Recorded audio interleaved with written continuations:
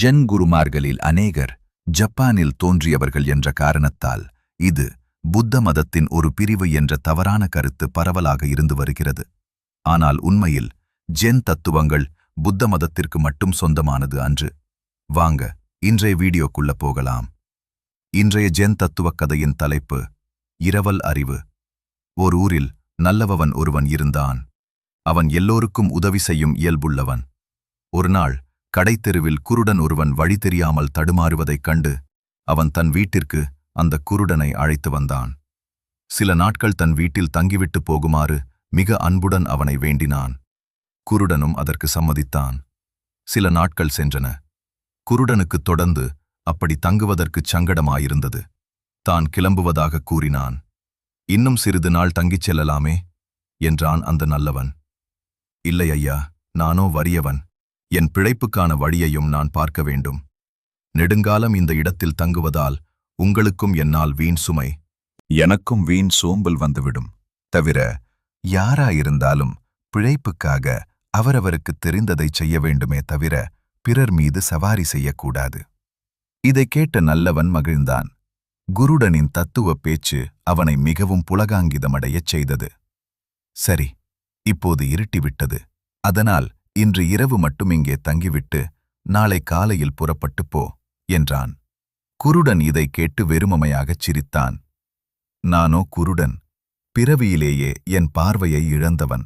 அப்படியிருக்க இரவுக்கும் பகலுக்கும் எனக்கு என்ன வேறுபாடு தெரியப் போகிறது என்றான்.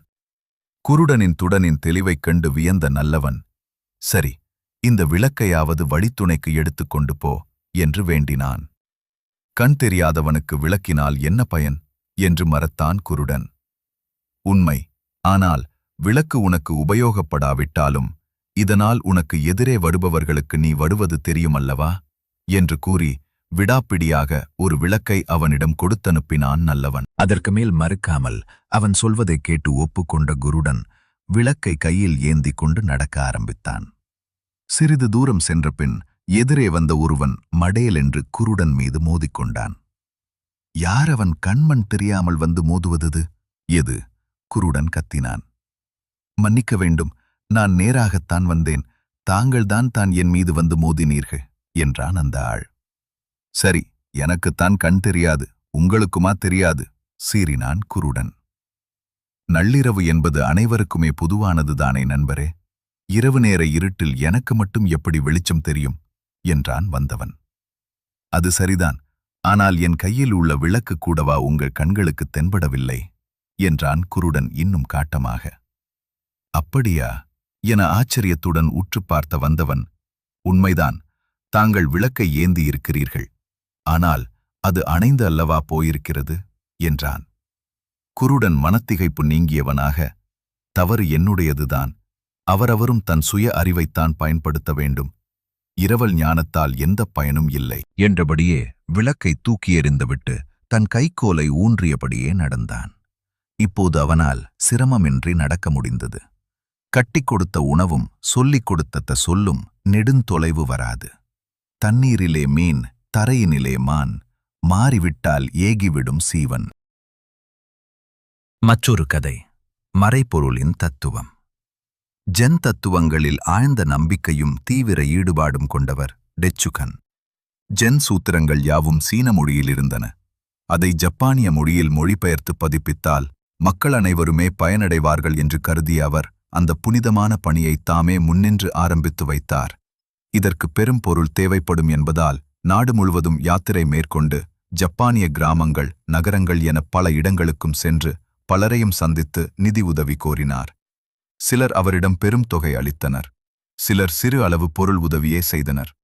ஏழை, பணக்காரன், விவசாயிகள் என பல தரப்பினரையும் சந்தித்தார். உதவி செய்தவர், செய்யாதவர் எல்லோருக்குமே மனப்பூர்வமாக நன்றி கூறினார். தேவையான நிதி திரட்டுவதற்குள் கிட்டத்தட்ட 10 வருடங்கள் உருண்டோடிவிட்டன. போதுமான நிதி சேர்ந்த சமயத்தில் திடீரென உஜி நதியில் வெள்ளம் கரை புரண்டோடியது. பல்லாயிரக்கணக்கான மக்கள் தங்களது வீடு, வாசல், உடைமைகளை இழந்து உணவும் இருப்பிடமுமின்றி தவித்தனர். டெச்சுகன் தாம் திரட்டிய பொருள் அனைத்தையும் அங்கிருந்த பாதிக்கப்பட்ட ஏழை எளிய மக்களின் மறுவாழ்விற்காகச் செலவிட்டு விட்டார். மீண்டும் புதிதாக நிதி திரட்டி பௌத்த நூல்களை மொழிபெயர்க்க திட்டமிட்டு தனது பயணத்தை துவக்கினார். இம்முறையும் பல ஆண்டுகள் உருண்டோடிய பின்னரே தேவையான பொருள் குவிந்தது. அச்சமயம் திடீரென்று நாடெங்கும் கொள்ளை நோய் பரவியது. ஏராளமான மக்கள் அதனால் துன்புற்றதை அறிந்த டெச்சுகன் நோயால் பாதிக்கப்பட்ட மக்களின் உயிரை காக்கத்தான் திரட்டிய நிதி அனைத்தையும் செலவிட்டு விட்டார். பின்னர் 3ஆம் முறையாக நிதி திரட்டும் பொருட்டு பயணத்தை தொடங்கினார். அடுத்த 20 ஆண்டுகளில் தேவையான பொருளை திரட்டி தம் லட்சியத்தை ஈடேற்றினார். அப்போது சீன மொழியிலிருந்து ஜப்பானிய மொழியில் மொழிபெயர்க்கப்பட்ட சமய சூத்திரங்கள் 7000 படிகள் எடுக்கப்பட்டன. அதன் முதல் பிரதி கியோடோ நகரின் ஓபகு மடாலயத்தில் மக்கள் பார்வைக்காக வைக்கப்பட்டது. அதனை பார்வையிட்ட ஜென் குருமார்கள் தமது சீடர்களிடம், டெச்சுகன் வெளியிட்ட இந்த பதிப்பு 3ஆவது பதிப்பு. இதைவிட கண்ணுக்குத் தெரியாத அந்த முதல் 2 பதிப்புகளும் தான் அற்புதமானவை என்று மகிழ்வுடன் சொன்னார்கள். எழுத்து வெறும் ஏட்டுச் சுரைக்காய், சொல் வரட்டு வேதாந்தம், செயலில் வெளிப்படும் தர்மமே சிறந்த தத்துவம். ஞானத்திற்கு தவணையிடலாம், தருமத்திற்குச் செயலாகாது என்கின்றான் கீதையில் கண்ணன்.